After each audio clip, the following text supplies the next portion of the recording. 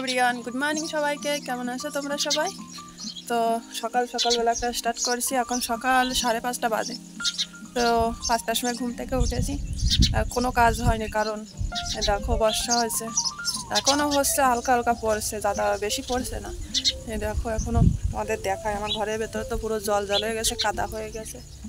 আর রাত 3টে থেকে বর্ষা শুরু হয়েছে, একটু আগেই থামলো, তারপরেও একটু আছে, হচ্ছে অল্প অল্প। তো তোমাদের দেখাই, এই দেখো আকাশে এখনো মেঘ আছে, এই দেখো। আর এই পাশটা একটু হালকা হয়ে গেছে, সূর্যটা উঠবে এমন ভাব, কিন্তু আর এক পাশে কালো মেঘ ছেয়ে আছে। কী হবে কিছু বলা যাচ্ছে না, এখনও আবার বর্ষা হতে পারে। আর এখনও জলটা আসেনি, অনেকটা সকাল আছে তো এই জন্য।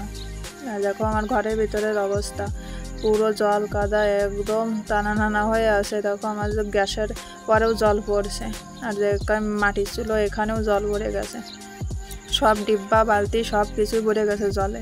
আর এই দেখো বাইরের অবস্থা, ঝড় হয়েছিল, তা ঝড়ে অনেক গন্ধা হয়ে গেছিলো, খারাপ হয়ে গেছিলো। বারান্দাটা তো একটু ঝাড়ু করে নেওয়া হয়েছে।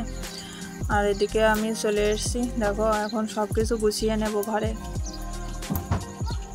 কারণ দেখো সব কিছু এলোমেলো। আর তো একটু একটু করে যেখানে যেখানে শুকনো এখানে আমার করতে হবে, ঝাড়ু করতে হবে, না তো হবে না, সব কিছু তো করা যাবে না। দেখো এই পাশে জল পড়তে, সব জায়গায় জল পড়ছে।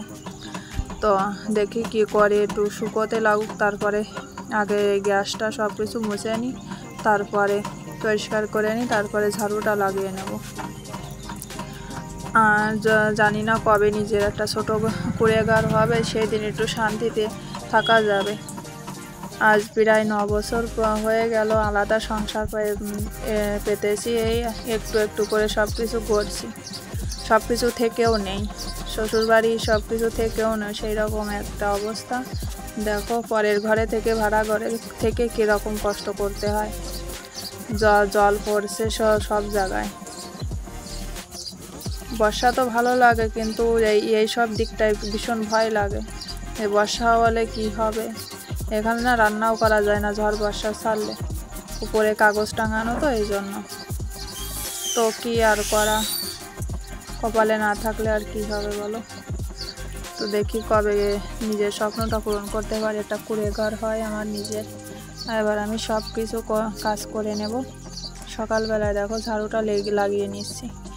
আর এখন অনেকটা হয়ে গেছে, সকাল হয়ে গেছে, আমি একটু বসেছিলাম, কারণ একটু ভিজে ছিল, তো কি করব, ঝাড়ুটা করা যাচ্ছিল না।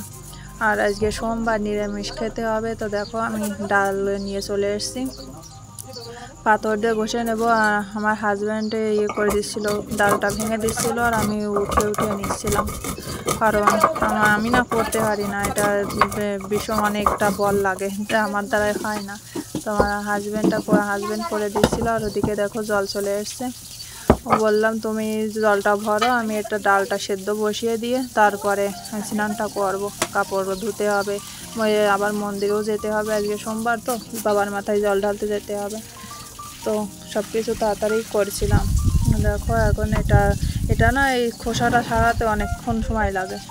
এটা সেদ্ধ বসিয়ে দেব এখন, ছালটা ছাড়িয়ে নিয়েছি, এরা ভালো করে ধুয়ে তারপরে আমি করে সেদ্ধ বসিয়ে সব কাজ করে নেব আস্তে আস্তে। আর এদিকে আমার বাবা বসেছিল, বলছিল আমাকে নাও সকালে উঠে আসতে। তো ওকে একটু নিতে হয়, সামলাতে হয়, নয়তো ছোটো মানুষ, একটু সকালবেলা উঠে ওকে কেউ নেবে, একটু আদর দেবে, তো এটাই তো চাই ছোটো বাচ্চারা সকালে উঠে, তো সেটাই করতে হয়, না করলে তো চিল্লা চাট বেঁধে যায় ঘরের ভিতরে।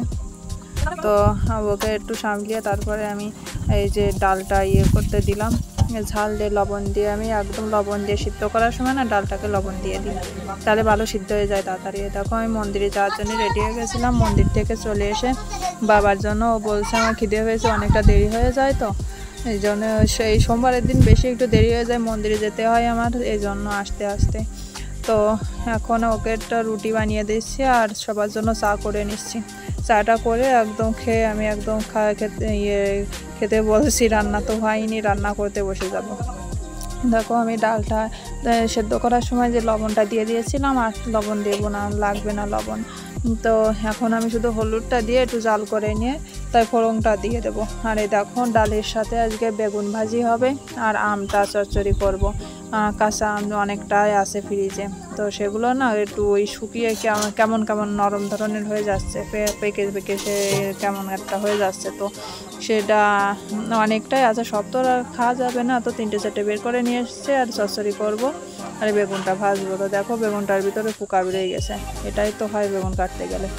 তো আমার ডালটা ফুটে গেছে, এবার আমি এটা নামিয়ে ফোড়ন দিয়ে নেব। তো এটা নামিয়ে নিচ্ছি। দেখো ভাবছি আগে এই কড়াইতে আগে আমি করে নিই, বেগুনটা ভেজে নিই, আমটা চচ্চড়ি করে নিই, কারণ বেগুনটা ভাজতে গেলে না অনেকটা তেল লাগে আর শেষে অনেকটা কড়াইতে তেল থেকে যায়। এই জন্য ভাবছি আগে বেগুনটা ভেজে নিই, তাই ওই তেলে আমি এই ডালটা ফোড়ন দিয়ে দেবো। তো আগে দেখো আমি বেগুনটা ভেজে নিচ্ছি, আর বেগুনটা ভাজতে না অনেকটাই তেল লাগে, আর অল্প করে তেল দিয়ে বেগুন ভাজলে না খেতে ভালো লাগে না। আমাদের যে ঘরে কেউ পছন্দ করে না অল্প তেল দিয়ে বেগুন ভাজা, তো সবার জন্য সবার যেটা ভালো লাগে সেটাই করতে হয়। এটা দেখো অনেকটাই তেলে লাগে, আর আমার না বেগুন ভাজা বেগুন অতটা পছন্দ নয়। তো আমার বাবা খুব পছন্দ করে বেগুন ভাজা, বেগুনের শুক্তো, তাও কোনো দিন খেতে ইচ্ছে হয় না, খায় না। তো দেখো বেগুনটা ভালো করে উল্টে পাল্টে একটু ভেজে নিচ্ছি। এরপরে আমি ডালটা ফোড়ন দিয়ে দেবো আমটা চচ্চড়ি করে, ওই তেলে আমটা চচ্চড়ি করে তারপরে আমি করে দেবো, ফোড়নটা দিয়ে দেবো ডালে, তারপরে সবাইকে খেতে দিয়ে দেবো। আজকে অনেকটাই দেরি হয়ে গেছে, আর একটু ঘরটা একটু গুছাচ্ছিলাম মাঝে আমি এই রান্না সেরে, এই জন্য প্রায় 12টা বেজে গেছে। তো সকালে শুধু আমি চা খেয়েছি, আর সোমবারে তো তাড়াতাড়ি আমি কিছু খাই না, 12টার পরে ছাড়াই খাই না কিছু। দেখো সরষে সম্পরা দিয়ে আগে আমি আম চচ্চড়িটা করে নেব। আমটা না নরম হয়ে গেছিলো, এই জন্যে ভাজতে ভাজতে সে গলে গেছে একদম। একটু শক্ত থাকলে না ভালো হয় চচ্চড়িটা করতে, একদম আস্তে আস্তে থাকে ভালো লাগে খেতে। আর এটা দেখো একদম মিলে গেছে, তো কি করা এখন, যা হয় সেটাই। তো এটা নামিয়ে এবার আমি ডালটা ফোড়ন দিয়ে নেব, ডালটা ফোড়ন দিয়ে সবাইকে খেতে দিয়ে দেব। তো এ দেখো শুধু জিরাই ফোড়ন দেবো, কোনো মশলা কিছুই দেবো না ডালের ভিতরে। ডালে না আমাদের ঘরে কিছুই চলে না, না মশলা চলে না পেঁয়াজ রসুন কিছু। এখানকার মানুষ না ডালে পেঁয়াজ রসুন ছাড়া খাই না, কিন্তু আমরা তো সেরকম না। এখানে যেরকম ডাল রান্না একদিন তোমাদের সাথে শেয়ার করব আমি। তো দেখো আমি একটু জিরেটা উঠিয়ে রেখেছিলাম, সে ভাজা জিরেটা একটু বেটে দিয়ে তারপরে ভিতরে দিয়ে তাই নামিয়ে নিয়েছি। এখন ওকে খাইয়ে দিয়ে তারপরে আমি খেয়ে নেব। তো আজকের ভিডিওটা আমি এই পর্যন্তই করছি, ভালো লাগলে লাইক কমেন্ট সাবস্ক্রাইব নিশ্চয়ই করবে তোমরা। তো আজকের মতন বাই বাই, দেখা হবে আরেকটা ভিডিওতে।